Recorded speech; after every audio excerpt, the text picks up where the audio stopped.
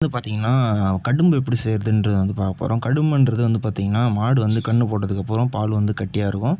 So, அந்த நேரத்தில வரது தான் வந்து இந்த கடும்பு பால் அப்படி சொல்லுவாங்க.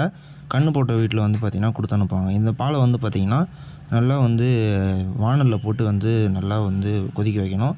சுண்டுற அளவுக்கு வந்து கொதிக்க வைக்கணும். இது வந்து நார்மல் பால் மாரி வந்து கொதிக்க கொதிக்க சுண்டிடாது. எப்படி வருதுன்றதெல்லாம் ஃபுல்லா பாருங்க. ஓகே. நம்ம பால வந்து அந்த ஊத்தியாச்சு. ஊத்திட்டு கொஞ்சம் வந்து தண்ணிய வந்து சேர்த்துக்கணும். தண்ணி சேர்க்காம வந்து கொதிக்க வைக்கக்கூடாது. ரொம்ப தண்ணி தேவையில்ல. சும்மா 1 கிளாஸ் தண்ணி அளவுக்கு வந்து பார்த்தீங்கன்னா ஊத்துனா போதும்.